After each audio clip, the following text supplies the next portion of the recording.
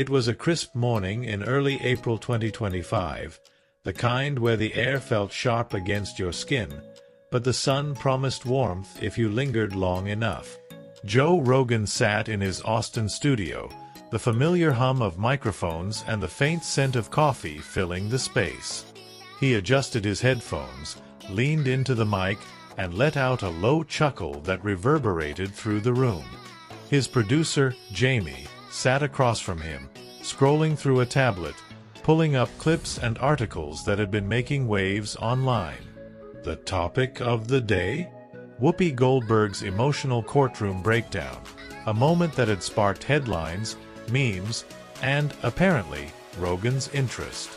"So, I saw this thing about Whoopi," Joe began, his voice carrying that casual conversational tone that had made him a podcasting giant. "She's in court, right? And it's all over the place. People saying she lost it, tears everywhere, the whole deal.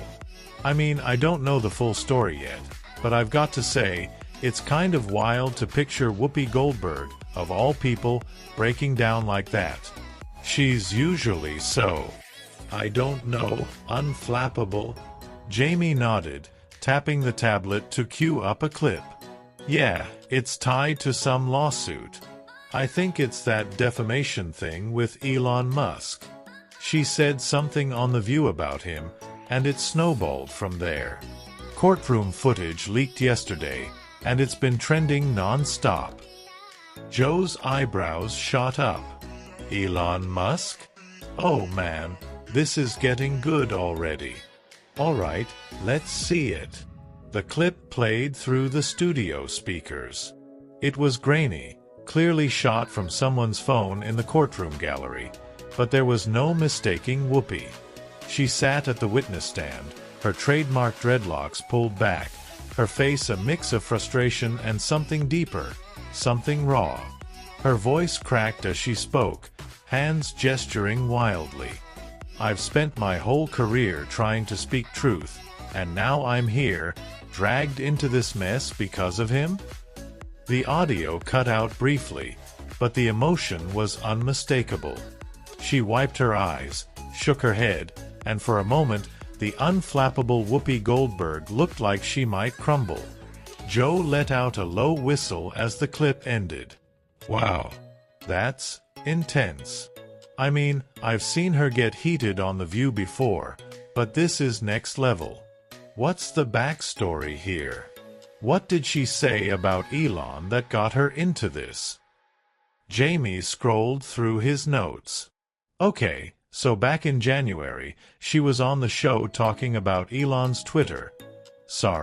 X, takeover. She claimed he was using his money to silence people, said something like, 'He's got $80 million to throw at lawsuits just to shut us up.' It was off the cuff, but Elon's team didn't take it lightly. They hit her with a defamation suit, saying it damaged his reputation and implied he was abusing his wealth." Joe smirked, leaning back in his chair. $80 million to shut people up? I mean, Elon's got the cash, but that's a stretch. Still, I get why he'd be pissed.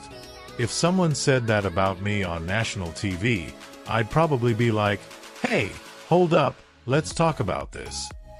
But Whoopi's not exactly known for backing down, so I'm guessing she doubled down. "Oh, she did," Jamie said, pulling up another clip. "This is from a week later. She basically said she stands by it and called Elon a bully with a checkbook." That's when the lawsuit escalated. Joe laughed, a deep, rolling sound that filled the studio. "A bully with a checkbook. Oh, that's gold. You've got to hand it to her. She's got a way with words. But, man, taking on Elon Musk in court? That's like stepping into the ring with a guy who's got a flamethrower and a Tesla on speed dial. I'm not saying she's wrong, but she picked a hell of a fight." The conversation shifted as Joe started riffing, his mind racing through the absurdity of it all. "Look, I've had my share of beefs, people coming at me for stuff I've said on here. But I don't know if I'd cry about it in court. Whoopi's out there, tears streaming, and I'm just picturing her going, "I'm not crying, you're crying." It's like something out of a movie. What's next? She's gonna challenge Elon to a cage match. Jamie grinned. I'd pay to see that. But yeah, the internet's eating it up. There's memes of her sobbing with captions like, "When you realize Elon's net worth could buy your whole career." It's brutal. Joe shook his head, still chuckling. Brutal but hilarious. I mean, I feel for her a little. She's clearly worked up, but you've got to admit, there's something funny about this tough-as-nails lady breaking down over a billionaire's feelings. It's like, Whoopi, you've been roasting people for decades. You're gonna let Elon get under your skin like that? The podcast rolled on, Joe weaving between genuine curiosity and playful jabs. He wasn't out to destroy Whoopi. There was a respect there, an acknowledgement of her grit, but he couldn't resist poking at the situation. She's a legend, right? Ghost, Sister Act, all that. And now she's in court, crying over a guy who builds rockets. It's like a plot twist no one saw coming. I'd love to have her on the show, honestly. Get her side of it. Whoopi, what's the deal? Did Elon send you a mean tweet or what? As the episode aired, it didn't take long for the online world to catch fire. Clips of Joe's commentary spread across X, YouTube, and TikTok, each one amplifying the mockery. Fans loved it. His offhand remarks about Whoopi's tears and Elon's flamethrower became instant sound bites. Joe Rogan mocks Whoopi Goldberg after emotional court breakdown, screamed the headlines, often paired with thumbnails of Joe laughing and Whoopi mid-sob. It was classic internet fodder. Two big personalities, one messy moment, and a whole lot of opinions.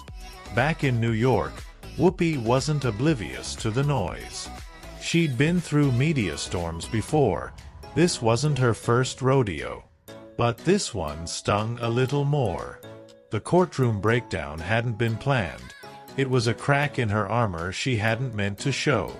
She'd spent years building a persona of strength, of sharp wit and unshakable resolve, and now here she was, reduced to a viral clip and a punchline on Joe Rogan's podcast.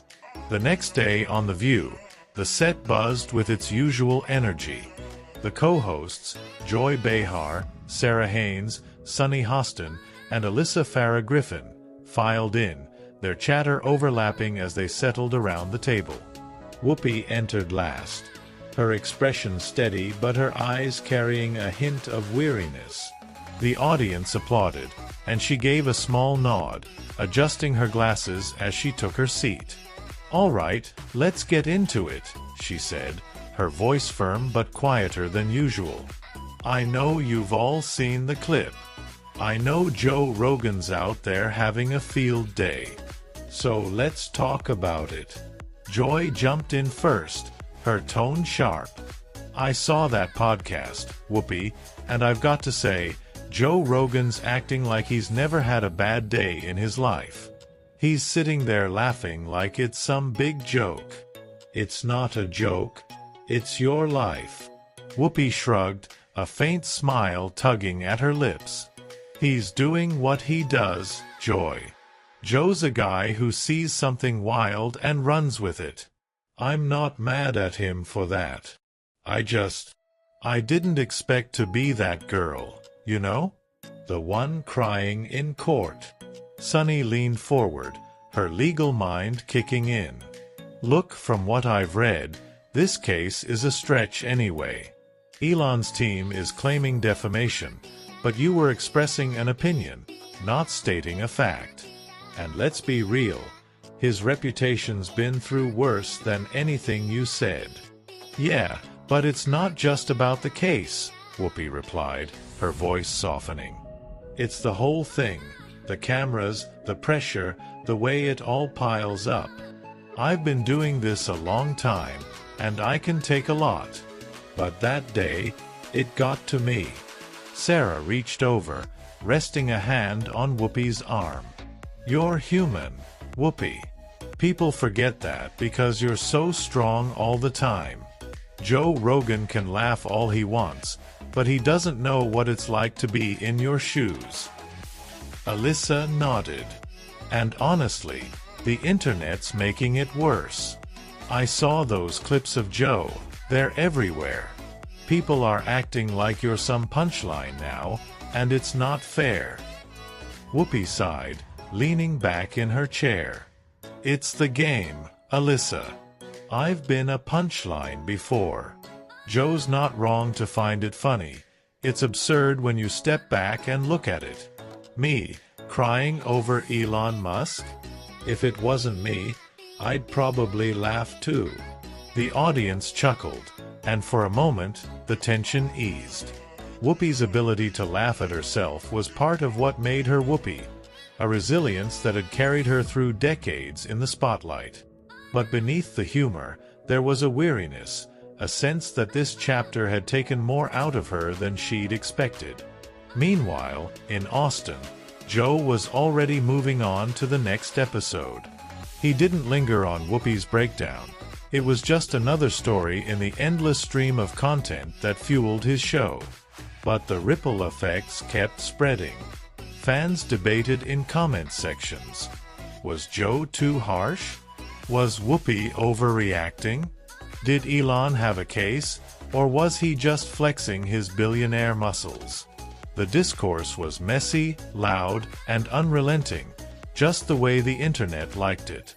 Days turned into weeks, and the courtroom saga dragged on.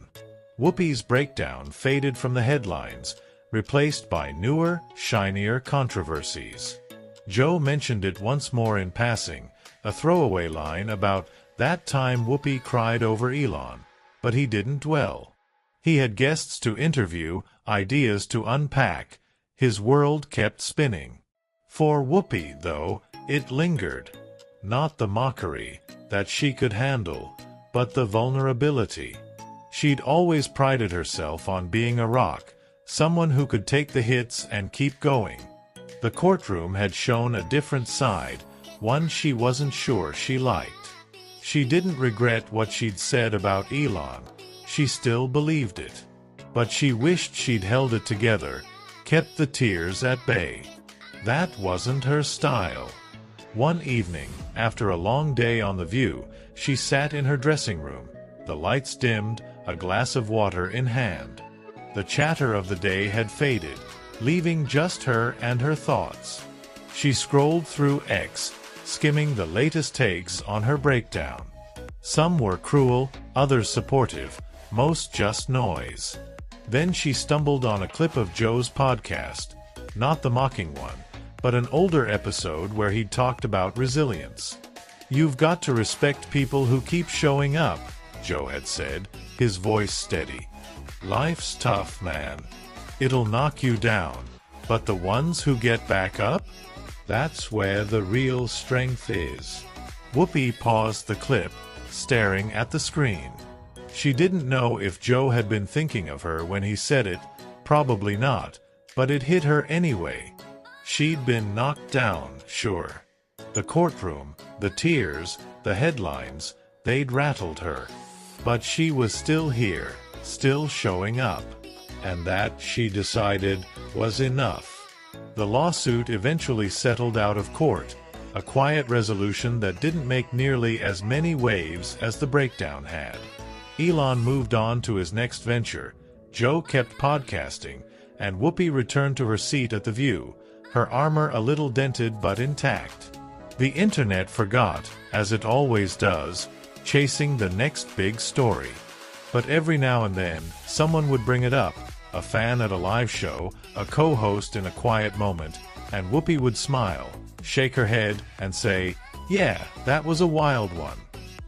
Joe, too, would laugh if it came up, maybe toss in a line about how he still wanted her on the show. "Whoopi's a fighter," he'd say. "She'd probably kick my ass in a debate." And so the moment passed into the annals of pop culture. A fleeting clash of titans, a tearful crack in the facade, a laugh that echoed across the airwaves. It wasn't the end of Whoopi Goldberg, nor the peak of Joe Rogan. It was just a day, a story, a blip in the endless churn of noise and light that defined their worlds. And in the end, they both kept going, because that's what they did. They showed up.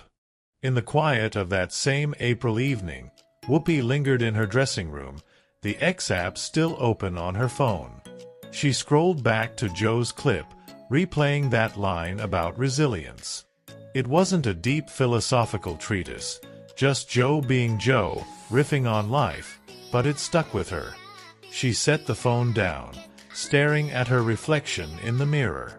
The lines on her face told stories of laughter, anger, and everything in between. She'd earned them, every one. Across the country, Joe was winding down too. His studio was dark now, the mic silent, the coffee cold. He stretched in his chair, cracking his knuckles, and glanced at Jamie, who was packing up. "That Whoopi thing was fun today," he said, almost to himself. "She's got guts, man. Takes a lot to go toe-to-toe with Elon and not blink." Jamie nodded, slinging his bag over his shoulder. "You think she'd ever come on the show?" Joe grinned. "Whoopi? Hell yeah, she'd be a blast. Imagine her sitting right there, telling me I'm full of it. I'd pay to see that." He paused, then added, "She won't though. Too much bad blood now, maybe. But I'd shake her hand if she did." Back in New York, Whoopi's mind wandered to the same possibility. She'd heard Joe's offhand invites on his podcast. Casual, tossed out like bait. Part of her wondered what it'd be like to sit across from him. No cameras, no courtroom, just two people talking. She'd seen his style. Blunt, curious, sometimes infuriating. Could she handle it? Sure. Would she? That was another question. She took a sip of water, the coolness grounding her. The idea of facing Joe wasn't intimidating. She'd faced worse, but it was intriguing. "He'd probably ask me about the crying," she muttered to herself, a wry smile forming. "And I'd tell him, 'Yeah, Joe, I cried. So what? You ever try being me for a day?'" In Austin, Joe was still mulling it over too. He liked people who surprised him, and Whoopi's breakdown had done that. Not the tears themselves, everyone cracks sometimes, but the fire behind them. She wasn't just some TV talking head, she had a spine. He respected that, even if he'd poked fun at her on air.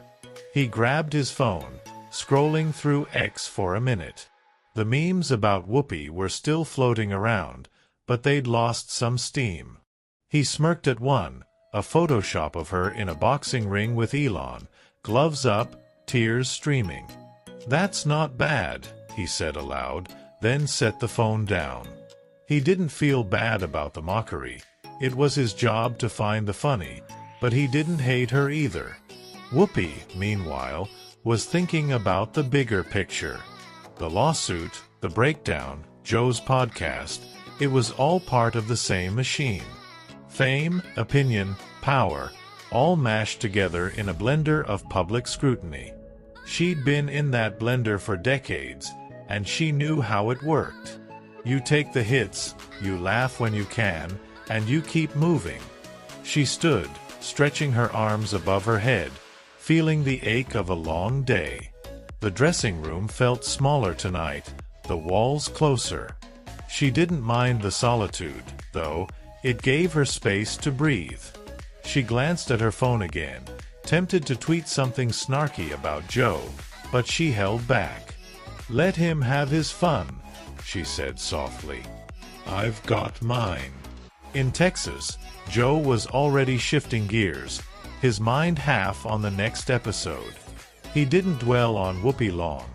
She was just one thread in the tapestry of stories he wove every week. But she'd left an impression, a little spark of curiosity. He liked people who fought, even if they fought messy. He stepped outside, the Austin air warm against his skin. The city buzzed faintly in the distance, a low hum of life. He thought about Whoopi again, just for a second, her voice cracking in that courtroom clip. "Tough lady," he muttered, then headed to his truck. The day was done. Whoopi, too, was wrapping up. She grabbed her bag, flicked off the dressing room lights, and stepped into the hallway. The view set was empty now, the audience long gone. She liked it this way, quiet, still. It was a rare moment to just be, no eyes on her, no expectations. She walked to the elevator, her steps slow but steady. The clip of Joe's podcast echoed in her head, not the mocking part, but that bit about showing up. It wasn't profound, but it was true. She'd shown up today, tears and all, and she'd show up tomorrow. That's what she did. Joe, driving home through Austin's sprawling streets, had a similar thought. He didn't know Whoopi personally, didn't know her struggles or her wins beyond what he'd seen online. But he knew she kept going. That was enough to earn a nod of respect, even if he'd never say it out loud. Whoopi reached her car, the New York night wrapping around her like a blanket. She slid into the driver's seat, letting out a long breath. The city glittered outside, a million lights blinking in the dark. She didn't feel defeated, not by the lawsuit, not by Joe, not by any of it. Tired, maybe, but not done. In that moment, miles apart, they both carried the same quiet resolve. Joe with his mics and his laughter, and Whoopi with her stage and her strength. They were different, sure, but cut from a similar cloth. They thrived in the chaos, even when it bruised them. Whoopi started the engine, the rumble breaking the silence. She didn't know if Joe's mockery would fade or flare up again, didn't know if the internet would let her courtroom moment die. But she knew she'd be back at the View in the morning, ready for whatever came next. Joe pulled into his driveway, the headlights cutting through the dark. He didn't know if Whoopi had heard his podcast, didn't know if she'd ever take him up on that invite. But he knew he'd keep talking, keep digging, keep laughing, because that's what he did. And in their separate worlds, under the same April sky, they both settled into the night. Not friends, not enemies, just two voices in the endless roar, still standing, still showing up. Whoopi leaned back in her car seat, the engine idling as she let the day's weight slip off her shoulders. The city's glow filtered through the windshield, casting soft shadows across her face. She didn't turn on the radio. Silence felt better tonight. Her fingers tapped lightly on the steering wheel, a rhythm born of habit rather than thought. In Austin, Joe stepped out of his truck, the crunch of gravel under his boots cutting through the quiet. He paused, tilting his head back to look at the stars. The sky was clear, a rare break from the usual haze. He didn't stargaze often, too busy, too restless, but something about tonight made him linger. Whoopi's mind drifted back to Joe's podcast, that offhand respect he'd tossed out about people who keep going. She didn't need his validation, she'd never needed anyone's, but it was a small comfort, like a nod from across a crowded room. She smirked, imagining his reaction if she ever showed up in his studio. He'd probably choke on his coffee, she murmured. Joe, meanwhile, kicked a pebble across the driveway, his hands stuffed in his pockets. He thought about Whoopi again. Not the tears, but the fight. She'd gone up against Elon Musk, one of the biggest dogs in the yard, and hadn't backed down. He chuckled to himself. Gutsy move. Goldberg. Gutsy move. In her car, Whoopi's gaze settled on a distant skyscraper, its lights winking like a beacon. She wondered what Joe was doing right now. Probably cracking open a beer, laughing about something dumb with his buddies. She didn't dislike him. Not really.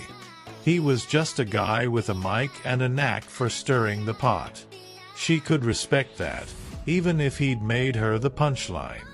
Joe ambled toward his front door, fishing his keys from his pocket. The Whoopi thing was still rattling around in his head. Not a big deal, just a loose thread. He liked how she didn't play the victim, even with the crying. Most people would have milked that for sympathy, he muttered. Not her. Whoopi shifted in her seat, adjusting her glasses. She thought about the memes, the headlines, the way her breakdown had become a circus. It didn't sting as much now. Distance helped, but it still irked her. Joe's laughter had been part of that circus, sure, but he wasn't the ringmaster. The internet was. Inside his house, Joe flicked on the lights, the warm glow spilling across the room. He grabbed a water from the fridge, no beer tonight, just hydration, and plopped onto the couch. He could still hear his own voice from the podcast, riffing on Whoopi's tears. It had been funny in the moment, but now it felt not small, exactly, just fleeting. Whoopi finally put the car in gear, easing into the flow of New York traffic. The city moved around her, a living thing that never slept. She didn't feel like a victim either. Not of Joe, not of Elon, not of anyone. She'd cried, yeah, but she'd stood her ground. That's what mattered. Joe stretched out on the couch, staring at the ceiling. He wondered what Whoopi thought of him. Not that it kept him up at night, but he was curious. Did she see him as some loudmouth jock, or did she get what he was about? He shrugged to himself. Doesn't matter. She's still a badass. The streets of Manhattan unfolded before Whoopi, a maze of horns and headlights.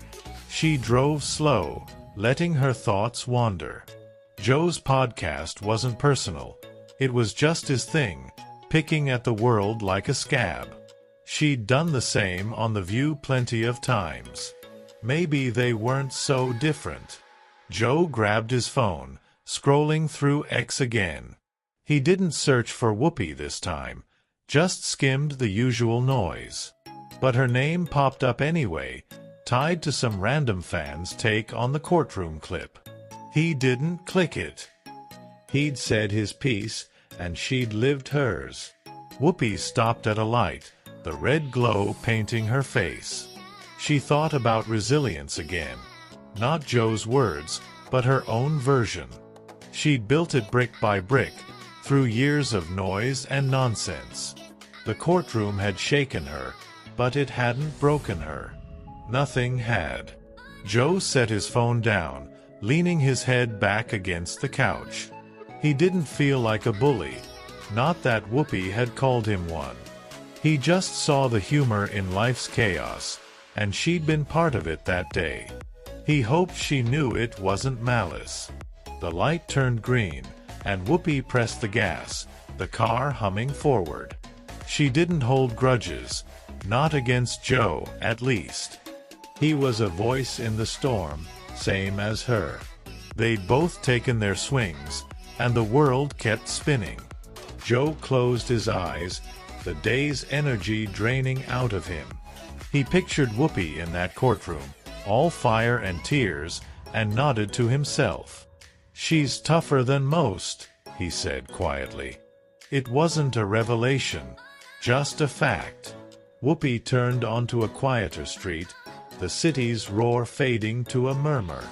She felt steady now, the raw edge of the day smoothed over.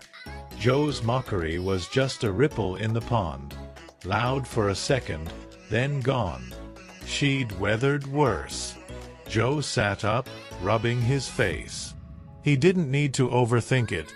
Whoopi was fine, he was fine, the story was done. But he liked that she was out there, still swinging. It made the world more interesting. Whoopi pulled into her parking spot, cutting the engine. The silence settled in, heavy but welcome. She stepped out, the night air cool against her skin, and looked up at the same stars Joe had seen. She didn't know it, but she felt the same quiet resolve, a thread tying their separate nights together. And under that April sky, they both carried on, two figures in the endless dance of noise and light, unbowed, unbroken, still showing up.